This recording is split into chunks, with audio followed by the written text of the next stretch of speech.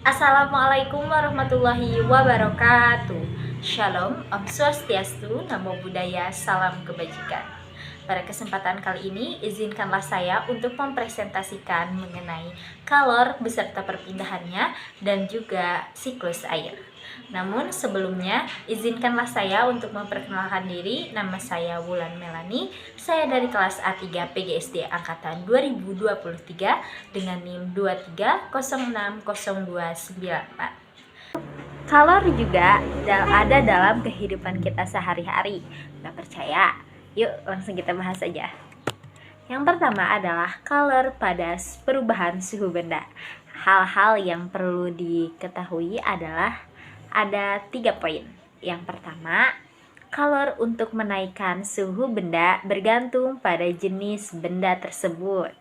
Yang kedua, makin besar kenaikan suhu bendanya, maka kalor yang dihasilkannya juga akan semakin besar. Selanjutnya yang ketiga, makin besar massa bendanya, kalor yang diperlukan untuk menaikkan suhu benda tersebut pun harus lebih besar pula. Selanjutnya adalah kalor pada perubahan wujud benda. Kalor ini disebut dengan kalor laten. Kalor laten dibagi menjadi 2, yaitu kalor lebur atau beku dengan rumus Q sama dengan M kali L, dan kalor penguapan atau pengembunan dengan rumus Q sama dengan M kali L. Nah, Q di sini berarti kalor yang dibutuhkan atau dilepaskan untuk perubahan wujud benda tersebut. Adapun M di sini adalah massa zat yang berubah wujud. Satuannya adalah kilogram. Dan L besar di sini adalah kalor lebur atau kalor bekunya dengan satuan joule per kilogram. Dan U di sini adalah kalor penguapan atau kalor pengembunan dengan satuan joule per kilogram. Selanjutnya ada juga mengenai perpindahan kalor. Perpindahan kalor terbagi menjadi 3. Yang pertama adalah konduksi, konveksi, dan juga radiasi. Apa sih konduksi, konveksi, dan apa itu radiasi? Yang pertama, konduksi. Konduksi adalah perpindahan kalor melalui suatu zat tanpa disertai perpindahan partikelnya. Contoh dalam kehidupan sehari-harinya adalah ketika kita sedang menyetrika.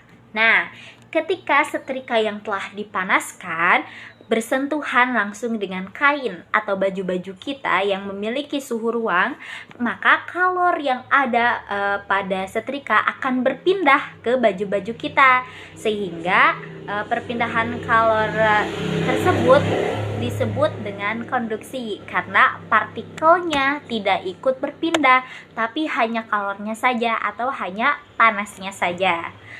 Nah, yang kedua adalah konveksi. Konveksi adalah perpindahan melalui suatu zat yang disertai dengan partikelnya.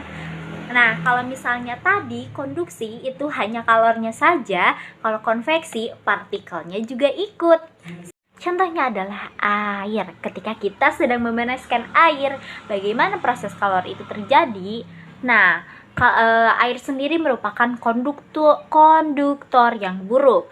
Namun, ketika air bagian bawah dipanaskan, ternyata air yang atas juga ikut-ikutan panas. Berarti ada cara perpindahan panas yang lain pada air tersebut, yaitu konveksi. Saat air bagian bawah mendapatkan kalor dari pemanasan, partikel airnya memulai sehingga menjadi lebih ringan dan bergerak naik dan digantikan dengan partikel air dingin dari bagian atas. Dengan cara ini, panas dari air bagian bawah berpindah bersama aliran air menuju bagian atas. Proses itulah yang dinamakan dengan konveksi. Nah, selanjutnya adalah perpindahan kalor yang ketiga, yaitu radiasi. Radiasi adalah perpindahan kalor tanpa melalui zat perantara. Jadi, dengan kata lain, radiasi ini perpindahan kalor secara langsung. Dalam kehidupan sehari-hari, salah satu contohnya mungkin kita bisa menghadapkan telapak tangan kita ke bola lampu, ke bola lampu yang sedang dinyalakan. Lampu itu memiliki kalor memiliki suatu suhu panas, dan ketika kita menempelkan telapak tangan kita ke lampu tersebut, maka kita akan merasakan panasnya dari kalor tersebut. Nah, selanjutnya adalah sifat-sifat radiasi. Yang pertama, makin panas benda dibandingkan dengan panas lingkungan sekitar. Yang kedua, makin besar pula kalor yang diradiasikan ke lingkungannya. Lalu, makin luas permukaan benda panasnya, maka makin besar pula kalor yang diradiasikan ke lingkungannya. Selanjutnya, jika suhu benda lebih dingin daripada suhu lingkungan, maka benda itu akan menyerap radiasi kalor dari lingkungan. Makin rendah suhu benda, makin besar pula kalor yang diterima dari lingkungannya. Nah, setelah kita tadi membahas tentang perpindahan kalor, sekarang kita akan bahas tentang kalor pada makhluk hidup. Percaya nggak sih kalau dalam badan kita itu terdapat kalor? Apa aja ya? Di sini saya akan berikan 3 contoh. Yang pertama adalah kalori. Kalori haruslah seimbang dengan nutrisi yang dikandung, karena akan dapat menyebabkan surplus kalori yang dapat mengakibatkan obesitas atau kegemukan alias berat badan yang berlebih. Jadi, kalori yang baik yang seperti apa yang harus ada dalam tubuh kita, yaitu tidak kurang dan juga tidak lebih, tapi harus cukup. Karena kalau misalnya kalorinya besar, kalorinya banyak, akan mengakibatkan obesitas. Berkeringat untuk menjaga kesehatan tubuh. Ketika kita melaksanakan aktivitas berat, misalnya kita olahraga. Nah, ketika kita olahraga, pasti contohnya olahraga lari. Ketika kita lari atau jogging, maka tubuh kita akan menghasilkan keringat, dan badan kita pun akan meresponnya dengan suhu badan kita yang panas. Seperti itu. Karena dalam proses ini terjadinya proses perubahan energi kimia makanan menjadi energi gerak. Selain berolahraga, ada juga ketika kita merasa menggigil atau kedinginan, di mana proses ini membuat mekanisme tubuh kita bergerak lebih cepat. Gerak itu akan memaksa tubuh untuk melakukan metabolisme, membakar energi kimia makanan menjadi energi gerak dan energi panas. Dengan cara tersebut, suhu tubuh tidak turun. Beralih dari pembahasan kalor, sekarang kita bahas tentang siklus air. Siklus air, proses siklus air itu ada berapa? Ada yang tahu nggak sih? Yes, betul, ada 9, kurang lebih ada 9. Yang pertama adalah evaporasi. Adalah proses di mana air yang ada di laut, di rawa, di sungai, dan lain sebagainya menguap pemanasan dari sinar matahari. Dalam hal ini, air diubah menjadi uap atau gas sehingga bisa naik ke atmosfer. Selanjutnya adalah transpirasi. Ketika air ini sudah menguap, proses ini serupa hampir sama dengan evaporasi. Hanya saja proses penguapan ini terjadi pada jaringan makhluk hidup seperti tumbuh-tumbuhan.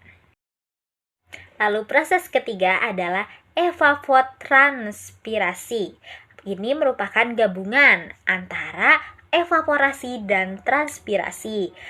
Pada proses ini seringkali dikatakan sebagai pentotalan penguapan air di permukaan bumi. Selanjutnya adalah sublimasi.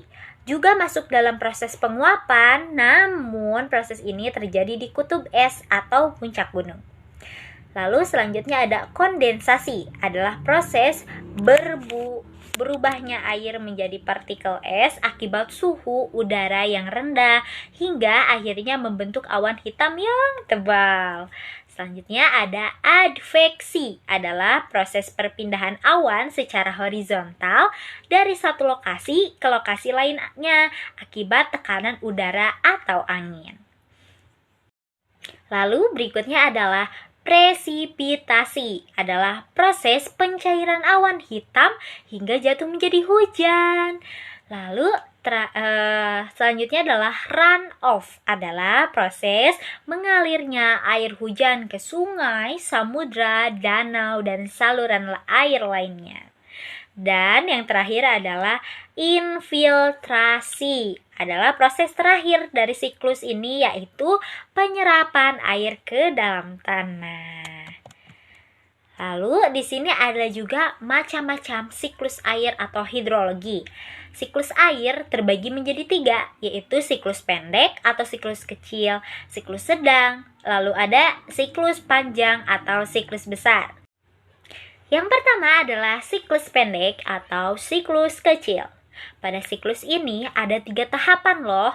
Yang pertama, siklus pendek diawali dengan air laut menguap menjadi uap gas karena panas matahari.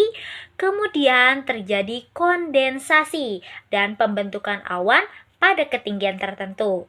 Selanjutnya, turunlah hujan di permukaan laut. Lalu ada siklus yang kedua adalah siklus sedang, di mana siklus sedang diawali dengan air laut yang menguap menjadi uap gas karena panas matahari, kemudian terjadi evaporasi, uap bergerak oleh tiupan angin ke darat, lalu selanjutnya membentuk awan, turun hujan di permukaan daratan, dan air mengalir di sungai menuju laut kembali. Dan selanjutnya siklus terakhir adalah siklus panjang atau siklus besar, di mana pada siklus panjang diawali dengan air laut yang menguap menjadi uap gas karena panas matahari, uap air mengalami sublimasi, pembentukan awan yang mengandung kristal es, lalu awan bergerak oleh tiupan angin ke darat, turun salju, pembentukan gletser mencair membentuk aliran sungai, dan air mengalir di sungai menuju darat dan kemudian ke laut. Nah, teman-teman, sekian penjelasan saya mengenai kalor beserta siklus air. Mohon maaf apabila ada kesalahan. Wassalamualaikum warahmatullahi wabarakatuh.